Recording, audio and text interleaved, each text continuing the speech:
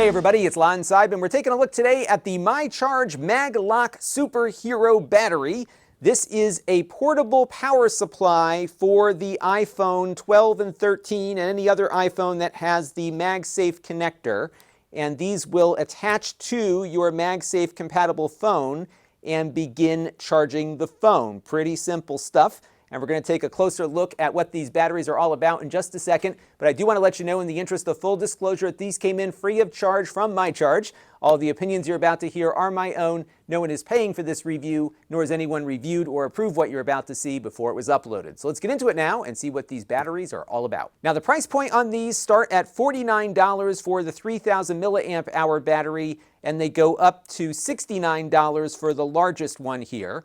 Now, the large one comes in at 9,000 milliamp hours. And one thing to note about these batteries is that even though this has more battery capacity, at least the big one here, than your iPhone has, it doesn't mean you get the comparable amount of performance out of these. And the reason is that wireless charging is very inefficient. So the big battery here is 9,000 milliamp hours. You'll probably get maybe a charge or two fully out of it, depending on which iPhone you have. This one is 6,000 milliamp hours, and the little one here is 3,000 milliamp hours. So you can pick one based on how long you think you're going to be away from your charger in the wall.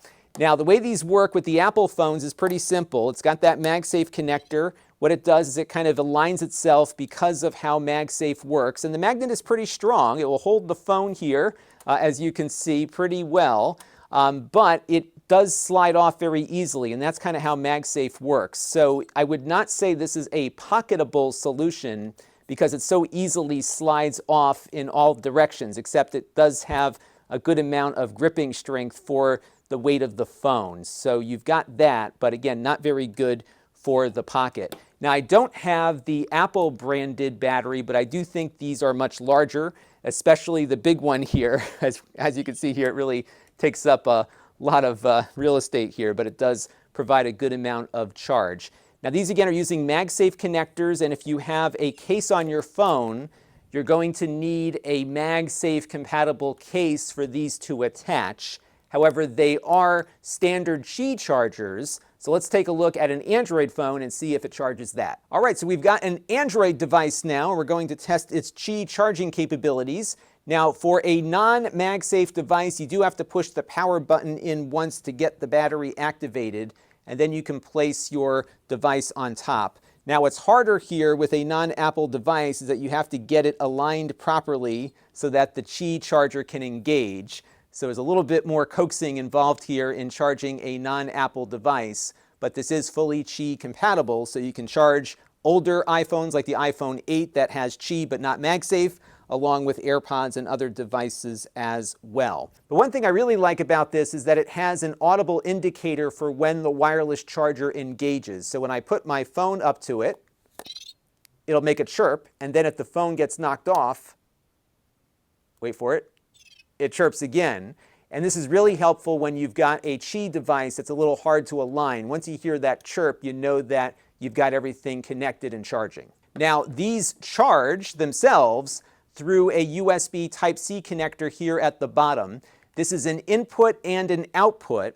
And if you want the best efficiency, you might want to go the old-fashioned way and plug your phone in via USB, because it will be more efficient just from the standpoint of power transfer, but it also charges more quickly. So this will output 12 watts, whereas the wireless charger only does 5. So you will get a faster charge and likely more out of the battery if you choose to plug your phone in versus attach it wirelessly. So the wireless does give you some convenience, but for the best performance, my advice would be to plug in a USB cable directly to your phone whenever you can.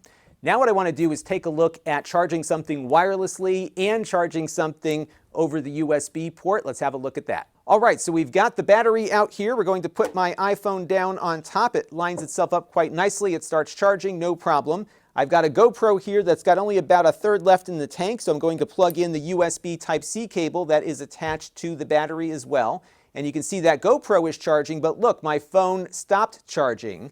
So if we take the phone off the charger and put it back down again, it will start charging the phone and it will keep the GoPro going. So the order of operations here is to plug in your external device first, the one with the cable, and then put your phone down second, and that will charge both at the same time. If the phone is on the charger when you plug in the secondary device, the phone will stop charging. So just be aware of that order of operations.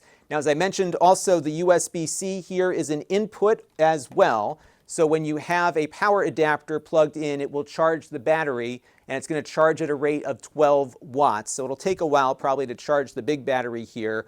So you may want to give yourself some time if you have a trip or something to get the most capacity into the battery before you leave. Now the charge indicator is just a single light here. You don't get a range of lights. So right now you can see that this one is green, which means that I have at least 67% of the charge remaining. It then goes to yellow when you get below 67%, and then it goes to red and then blinking red as you get close to being dead. So I would have liked a little better of an indicator on here, but I guess if you know what those colors mean, you're in good shape. So overall, I found these to be a pretty good value for what they are. They're much less expensive than the Apple one, especially if you want a lot of battery capacity.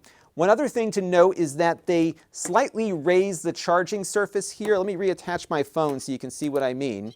And so the phone is kind of a little bit higher up than the rest of the surface of the battery. And if you're outside and you've got good airflow, that will maybe provide a slightly cooler charging experience. So that is one kind of unique feature to these. They feel like they're pretty well built, but they are not made out of metal. It's just a heavy-duty plastic. And I think if you're looking for a functional, lower-cost MagSafe battery, these are definitely worth taking a look at. And of course, they will also work via their USB-C port and with any Qi-compatible device. That's going to do it for now. Until next time, this is Lon.TV. Thanks for watching. This channel is brought to you by the Lon.TV supporters, including gold-level supporters Hot Sauce and Video Games, Brian Parker, Chris Allegretta, Tom Albrecht, Thomas Anfang, Jim Tanis, and Handheld Obsession. If you want to help the channel, you can by contributing as little as $1 a month.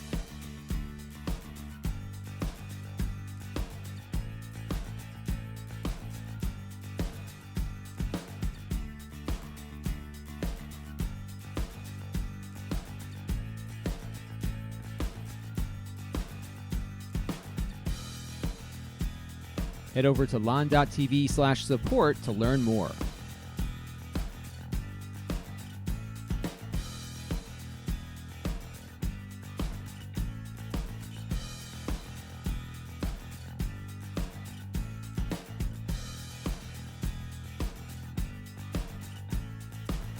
And don't forget to subscribe. Visit lon.tv/s.